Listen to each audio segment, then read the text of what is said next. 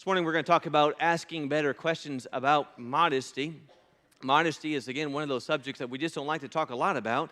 We differ in our understanding on modesty, especially with our application of modesty. We might agree with principles of it, but how it looks like in our own individual lives, we tend to differ and disagree, and that causes a lot of sensitivity around this subject. And so what I want to do this morning is to do as we did last week, and that is to ask better questions. Because oftentimes we find ourselves approaching this subject, like the one last week on alcohol, and we just ask poor questions, and the poor questions lead to poor conclusions, poor living, and poor choices.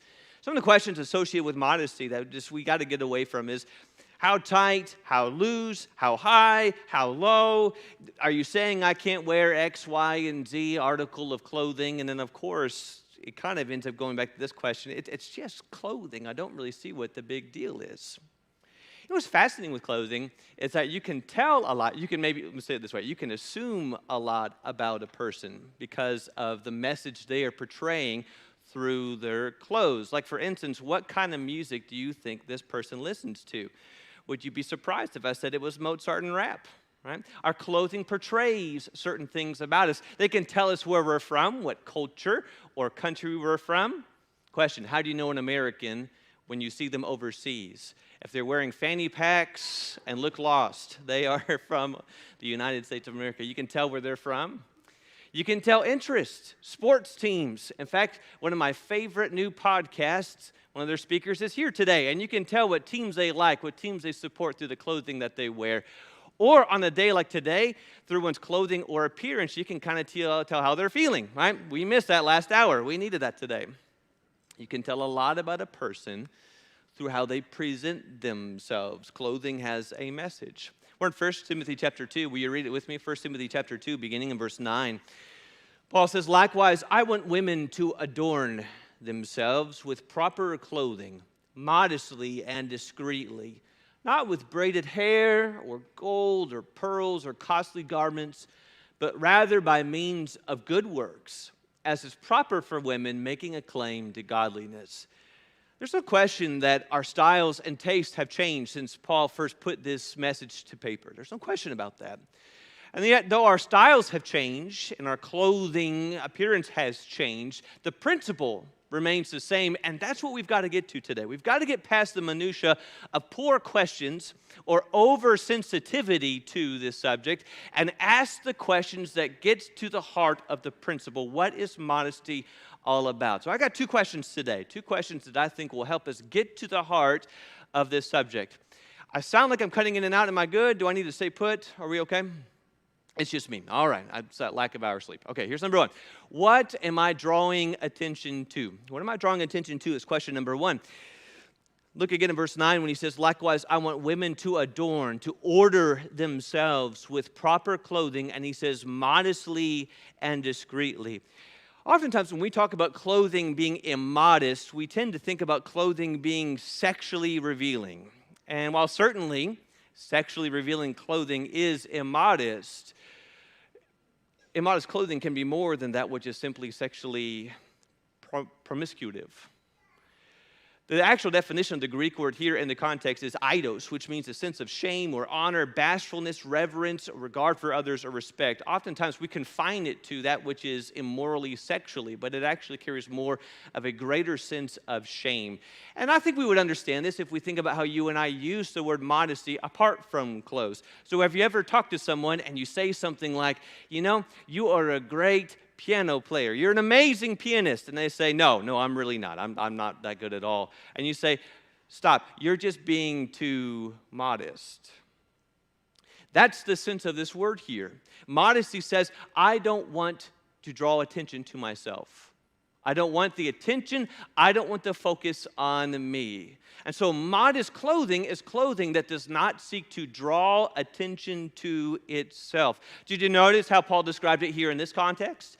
He described it in verse 9 as, not braided hair or gold or pearls or costly garments. And those are things that seem lost on us because we're sort of used to that fine way of dressing. And yet, if we were to dress the way that most of us are today and to go to very poor parts of this country, we would stand out in a very noticeable kind of way. Do you remember in James 2 how James uses very illustration when he says in James 2 and verse 2, "For if a man comes into your assembly with a gold ring, dressed in fine clothes, and there also comes in a poor man with dirty clothes, look, and you pay special attention to the one who is wearing fine clothes, and you say, hey, sit here. You sit here in a good place, and you say to the poor man, yeah, you stand over there, or sit down by my footstool. Have you not made distinctions among yourselves and become judges with evil motives?" And so our affluence can certainly be that which we draw attention to. And that's the question we got to ask the question. Right? That's the question we got to get to when we're choosing our clothing. What are my clothes drawing attention to? Is it my wealth, my success, my power? Is it my beauty, my form, my figure, my strength, my attractiveness? That's a challenge of our times. I believe it's always been a challenge. Otherwise, Paul wouldn't have mentioned it in 1 Timothy chapter 2. But it's certainly a challenge of our times that we thrive on the opinions and approval and acceptance of our peers. All we have to say is we like to be liked, right? No one puts an ugly picture of themselves on Facebook and say, I want you to dog me and tell me how ugly I am. We put the best picture forward because we want people's approval. We want them to think that they like us. We want their affirmation about the way that we present ourselves. And that's the danger is, if Paul would say here in Romans 2, this self-seeking sort of mindset that I want praise, I want attention, I want you to notice me. And yet when you look at this and you keep this idea of mind of clothing that is drawing attention to me, I want you to see me, notice me, focus on me, especially the outward portions of me, my beauty, my affluence, my wealth. Keep your marker here in 1 Timothy 2 and go to 1 Peter chapter 3 and notice what Peter says here about clothing. At least what it is we ought to pursue in terms of our clothing. In 1 Peter chapter 3 and verse 3. It says, your adornment must not be merely external, braiding the hair and wearing gold jewelry or putting on dresses. But let it be the hidden person of the heart with the imperishable quality of a gentle and quiet spirit, which is precious in the sight of God. You see what Peter's saying? I want you to put your attention on the things that get no attention, on the things that are hidden within the heart. What he's saying is, more important than dressing beautifully is living beautifully. And the people of God need to spend far more time in front of the mirror of their heart than they do the mirror of their flesh. And that's our problem today, is that we long for attention, to be seen. In fact, even the good things, the things that we would say are God-honoring, are things that we can corrupt into our own self-seeking interest.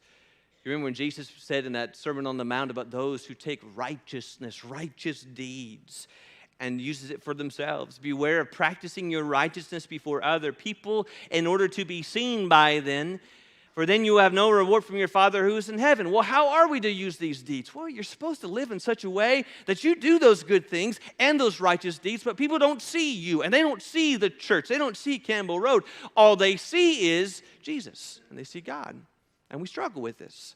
In fact, preachers really struggle with this. I want you to like my podcast. I've got 999 likes. Come on, I got to get one more to get 1,000. I want you to listen to my sermon. I'm holding a gospel meeting in this area. I want you to come and support me, which is a way of saying I don't want any empty pews. They need empty pews if that's what they're putting on Facebook. It's not about us, right? It's not about me. It's not about you. It's about the Savior. It's about pointing attention to Jesus. In fact, there are some teams, getting lesser and lesser as the years go by, but there are some teams like the Indiana basketball team, and I love the motto because they refuse to put the names of the players on the backs of the jerseys. The motto at Indiana is, we play for the name on the front. Brethren, we play for the name on the front. It does not matter if Campbell Road gets praise for the things that we are doing. If people notice or like or share or give their approval of Campbell Road. It does not matter if anyone likes or approves or says anything high about me, but you know what matters? King Jesus.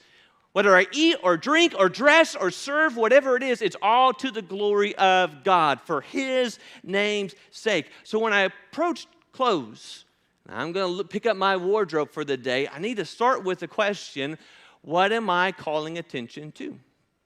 Is this calling attention to me, to my body, to something about myself, my strength, my form, my wealth, or is this simply a covering? It's going to cover my body, and it won't distract people from seeing the more important things, and that is the beauty of Jesus through the way that I live. That's question number one. What am I calling attention to? Question two is, what am I revealing? Because whether we would admit it or not, or understand it or not, our clothing sends a message. It reveals portions of ourselves. The reality that seems to be hidden within is revealed outwardly with the things we choose to clothe ourselves in. And so to put it quite simply, immodest clothing reveals a heart that is overcome by pride. A heart that's overcome by pride. Because there's something about myself I'm so proud in, I want you to see it. I'm proud in my power. I'm proud in my wealth. I'm proud in my beauty. I'm proud in my strength. And I want you to see that and notice that and like that. The opposite is also true. It's not just those who are really confident in themselves. There are some who are not confident in themselves. We say they have low self-esteem, but it's still self-focused. I'm not really beauty. I'm beautiful. I'm not really good at the English language. I'm not as attractive as other people. It's still all about I, me. Now, can we feel a sense of accomplishment when we take care of our bodies and we live healthily? Absolutely. Absolutely. In fact, some of you are doing an amazing job at that. You've lost some weight. You've exercised, and you share that victory, and you're encouraging others to do the same because you're taking care of the body that God gave you, and that is a wonderful thing. It's a great thing to celebrate and to encourage others to do, to take care of these temples. But is there a danger that lies within the heart that takes pride and value of the way one looks and the way one appears and how we present oneself? Absolutely so. Pride in one's body, pride in one's appearance can lead one, can bring one to reveal portions of oneself that ought to remain closed. So I want to put a passage on the screen. Paul would say in the book of 1 Corinthians chapter 12, I get it, I understand. I understand that Paul is using in 1 Corinthians chapter 12 this as an illustration and an analogy. I've got that. But I want you to look at the way Paul says in 1 Corinthians 12 and verse 23 that on those parts of the body that we think less honorable, we bestow the greater honor. Look, and on our unpresentable parts, they are treated with greater modesty. There is a dual nature to the subject of modesty. And one part, it's what we've already talked about. Don't draw attention to yourself. Whether that's affluence and wealth and overindulgence, or it's not enough. You're drawing unseemly attention to yourself. The other side of modesty is what we would describe as nakedness. And what Paul makes clear here is that there are parts of our God-designed, God-given body that are not to be seen by others. Remember in the very beginning, Adam and Eve were together and they were in the garden, and before they ate of the tree of the knowledge of good and evil, it says in the end of Genesis 2 that they were naked and together and unashamed. Everything was open and undisclosed and vulnerable with one another, but as soon as they ate from the tree of the knowledge of good and evil, do you remember what happened? They saw themselves, their eyes were opened, they knew they were naked, and the first thing they did is they covered it up. Why? Because with consciousness, they understood there are some things that ought to remain private. It's a sad thing that even in a marriage relationship, they felt such shame for one another. They sought to hide one another, and yet what a prototype for what God has said from there forward. There are some parts of our bodies that must remain covered. It's a fascinating language used in the book of Leviticus chapter 18. I realize the language implies more than what's on the page. The language says in Leviticus chapter 18 and verse 6, none of you shall approach any one of his close relatives to uncover nakedness. Implied in that phrase is more than looking, it's actually acting upon the nakedness. But the language God uses is uncovering something that's not yours to uncover. In fact, he would say in verse 8, you shall not uncover the nakedness of your father's wife. Why? It's your father's. It doesn't belong to you. It belongs to your father. Now, does that remind you of anything that Paul would say in the New Testament? That the body of the wife belongs to the woman, and the body of the wife, hold on, let me get it right. The body of the wife belongs to the husband, and the body of the husband belongs to the wife. Chuck, you help me about that one, buddy. That didn't make sense. Okay, 1 Corinthians 7, right? That the husband fulfill his duty to his wife, and likewise also the wife to her husband. The wife does not have authority over her own body, but the husband does. And likewise also the husband does not have authority over his own body, but the wife does. There are some things that are precious to a wife about her husband's body, and there are some things that are precious to a husband about his wife's body. In fact, I'll give you a reference for you to read because God makes it clear for us. In the book of Song of Solomon, chapter 2 and verse 14, it's described from the wife's perspective of how she is attracted to her husband, and it describes the form of his body. In Song of Solomon, chapter 4, beginning in verse 4 and forward, it talks from the perspective of the man and the beauty of his woman. There are some things that are precious. Precious for a husband in his wife, and precious for a wife in her husband, and it is to remain precious by keeping it covered, concealed.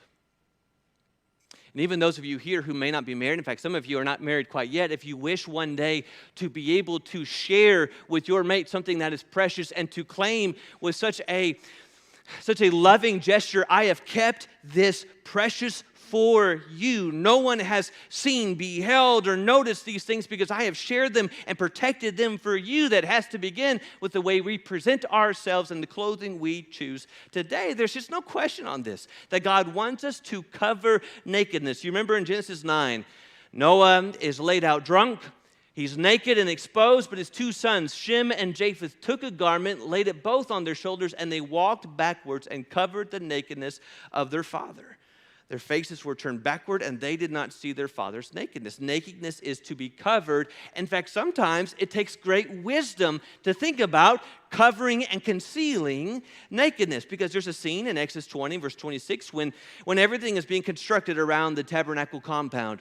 And God says, you shall not go up by steps to my altar, that your nakedness be not exposed on it. One version will say, don't approach my altar by going up the steps. If you do, someone might look up under your clothing and see your nakedness. In other words, you need to think about how to protect the things that God says are valuable, so that whether incidentally or purposefully, you don't reveal the things that must not be revealed.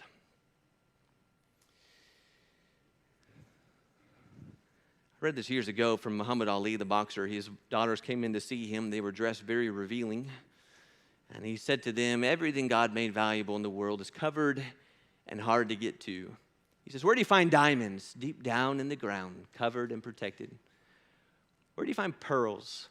Deep down at the bottom of the ocean, covered up and protected in the beautiful shell. Where do you find gold? Way down in the mine, covered over with layers and layers of rock. You got to work hard to get to them. Your body is sacred.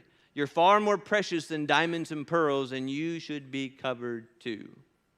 He got it. In fact, we were driving to see my parents last holiday season. We were driving into my mom and dad's neighborhood, and as we were driving in, there was a young man running on one of their streets wearing nothing but very, very short American flag shorts. And so we just said, guys, eyes forward, we're just going to go on past. So we did. But it wasn't about a couple feet past. And Emma, 3 years old, says, why is that, or, wait, hold on. She goes, where's that naked guy running?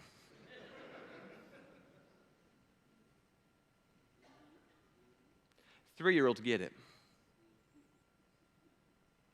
They understand it. There's some things that God gave us that belong to be covered up. They're precious and important.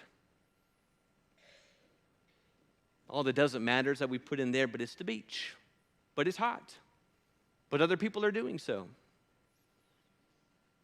There's some things valuable by God, precious in the eyes of the Lord. And God's expectations is that they remain covered. Can you see? Clothing sends a message. Whether I understand it, whether I intend it or not, my clothing sends a message. Because what if tomorrow morning I have a business meeting at work and I show up in short shorts and Crocs? Well, maybe let's make it a little more modest. I show up in sweats and Crocs and a hoodie, and here's all these business officials wearing their suits and their ties. Now, there may not be anything necessarily immodest in what I'm wearing, sinful, and I did not mean any disrespect, but for me showing up to a professional meeting dressed in such a way, I have conveyed unknowingly disrespect to my boss and the business I am working for. Could it be that sometimes we dress up in a certain way and we haven't thought about the message that this is portraying? Maybe I'm dressing so nice because I'm used to dressing so nice, and yet in the context I am in, I'm showing shame to those who can't afford the things that I'm wearing. Or, as we're talking here in terms of sexual immorality, there's a language used in Proverbs 7 and verse 10. Behold, a woman comes to meet him dressed as a harlot and cunning of heart. We look at that and we think she must have been very revealing. Lots of her body shown off. And yet if you go to Genesis 38 and the story of Judah and Tamar, when she presents herself for Judah, she is, the context would say, clothed and wrapped up in linen.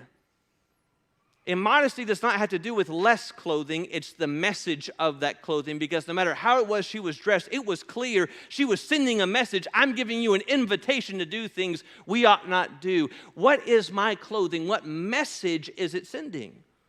Let's look at that. Maybe there is a time to stand in front of a mirror and say, by the way I'm dressed today, what message would this convey for where it is I'm going to be? What am I showing? What am I portraying? What am I putting off?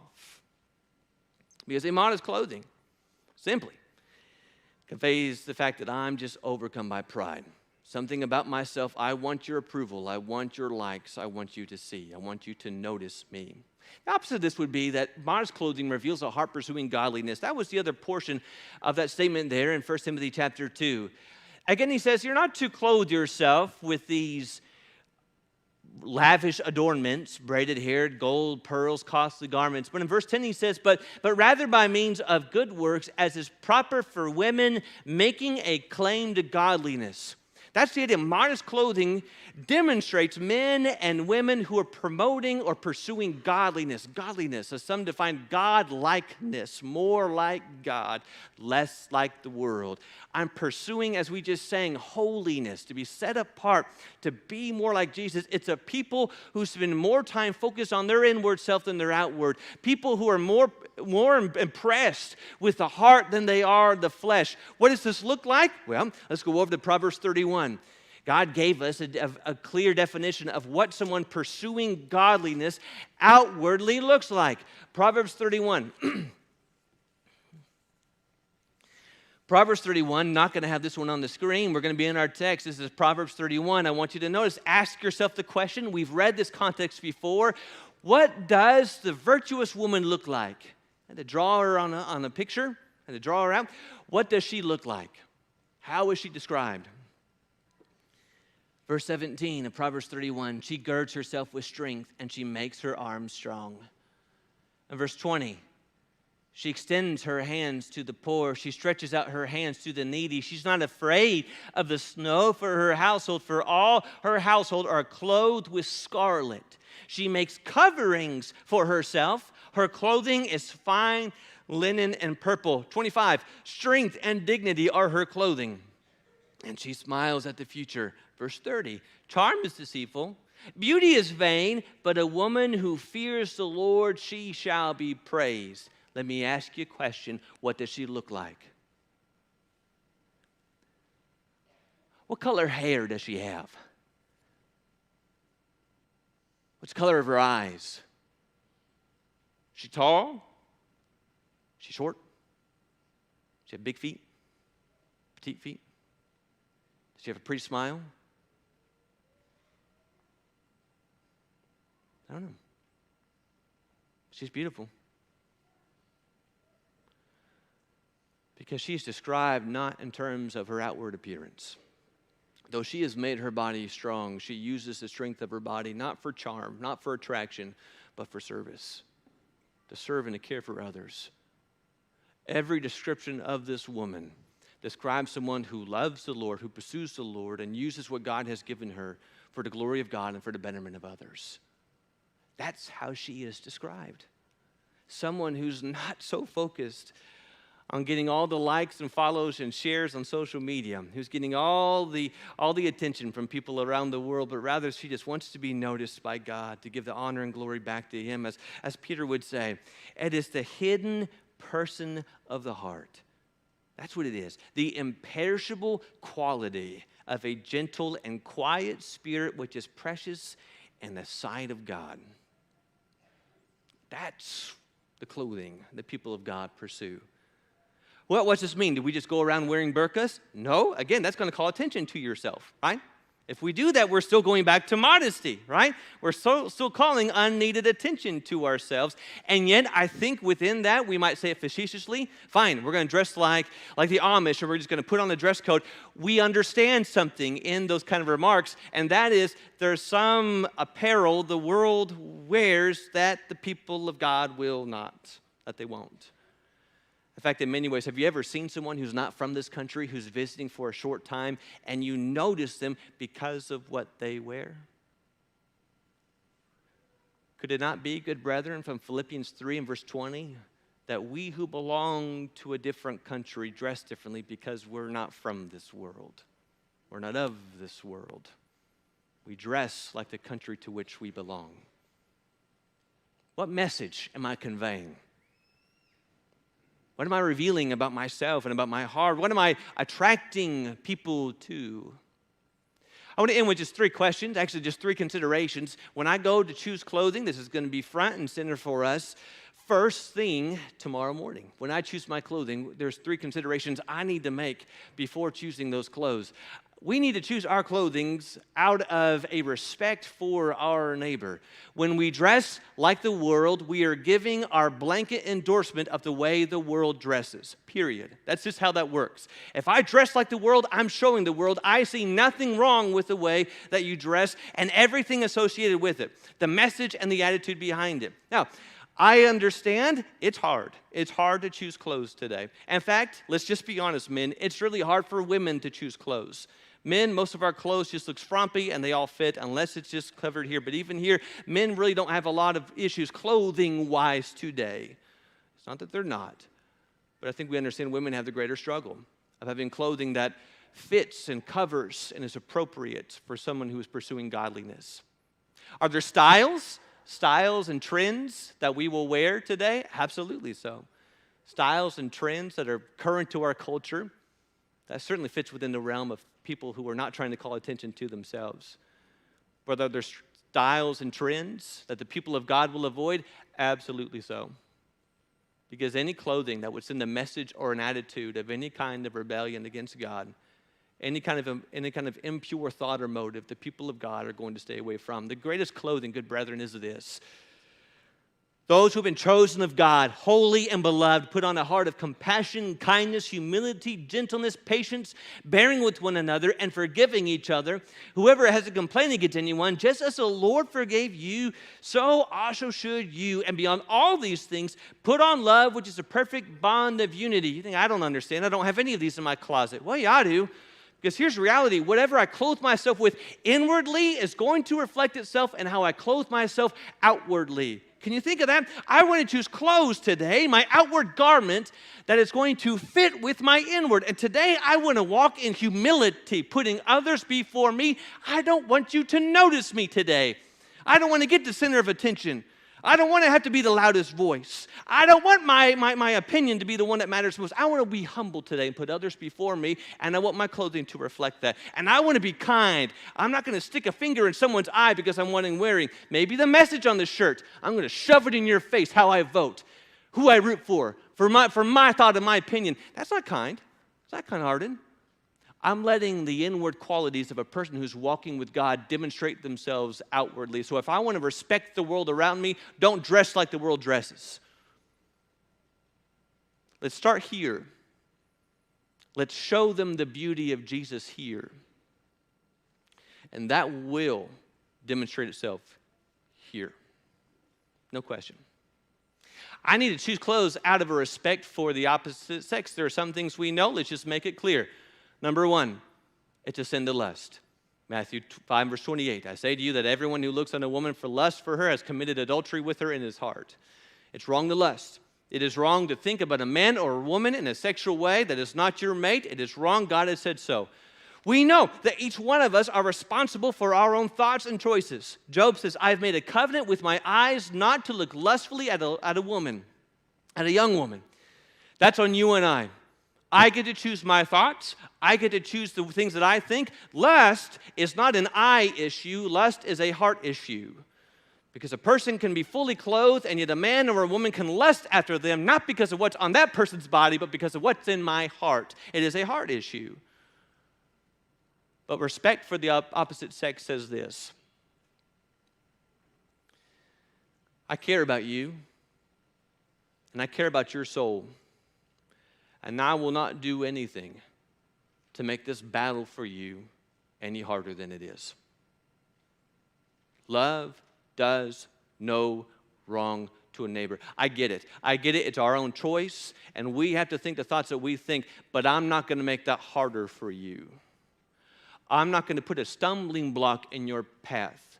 I'm not going to dress in a way that would invite improper thoughts when I know you're not to think those thoughts. And maybe you're battling really hard with it, so I'm not going to do anything that would encourage you to sin with your mind or with your heart. Yeah, I got to think about that. Not just here, not just in the assembly.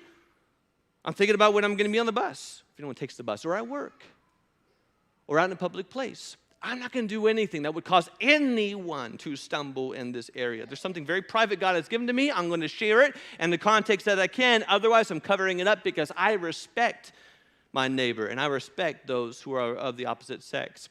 And then I need to show respect for my brethren. There is a host of differing opinions about dress gathered here today. A lot of it is informed from our traditions and our understandings, and because of that, there are some very strong opinions on this matter, and I think there's a balance we need to have about that. In one sense, we can't be so concerned about getting other people's approval that we let that control our life. Right? If that's the case, we will never leave our mother's house. But the other side of this is showing no regard, no consideration for anyone else other than me. It sounds like this: I don't care what they say, what they think, I'm going to wear what I want to wear. There may not be anything wrong with what I'm wearing, but there's certainly something wrong with my heart, with my attitude. Just look at that word eat and just put wear in its place. For if your brother is grieved by what you wear, you are no longer walking in love. By what you wear. By what you wear. Can you hear that? By the clothes you wear. Do not destroy the one for whom Christ died. Which means this: the people of God, we will not knowingly, intentionally wear things that we know offend someone else. We are choosing clothes over the soul of a brother or sister in Christ. Clothes of all things. Whether it's here in the assembly or out in a casual environment, I'm not going to knowingly wear something that I know offends, would bother the conscience of a brother or sister. Can you get the sense of what this is really all about? Clothing, in reality, is nothing. In fact, it ought to be nothing. Not that there's no clothes, but that it ought to be something that we don't even really think about. We don't see. That we're not distracted by it. Our eyes aren't caught off by it and focused on it. Our clothes ought to just be naturally a covering, because there's something far more valuable, far more important, far more pressing than the things we cover our bodies with. You and I know here well today that we're not righteous before God. We're not right with God. We don't love God more because we have suits and ties on, or dresses and fancy shoes. That's not the mark of righteousness. Not any more than me wearing one of these. Have you seen these? Powered by Jesus. Or this one, Jesus, the King of Kings. This one caught my eye. Catch up with Jesus. Let us praise and relish him. We need to go and buy those and throw those away. Or I love Jesus. Do I have to wear a shirt that says it? Is the only way the world going to know that I love Jesus through simple words put and imprinted on a t-shirt? Or is it maybe more that people see the way that I've lived? They hear the things that I'm speaking. They notice the way that I'm living, and it just becomes too abundantly clear that the life this person lives, they've spent time with Jesus. That's what we want. That's what we want. I want more than anything to be clothed in him. As Paul says, those of you who've been baptized in Christ have been clothed in Christ. That's what I want. I don't want my clothes to distract anyone from what matters the most. I don't want them to be a point of contention. I don't want my clothes to lead anyone away from Jesus. I want the way I live to draw people to him. So that when they see me and they hear me, they are seeing the beauty of Jesus lived out through me. That's what modesty is all about.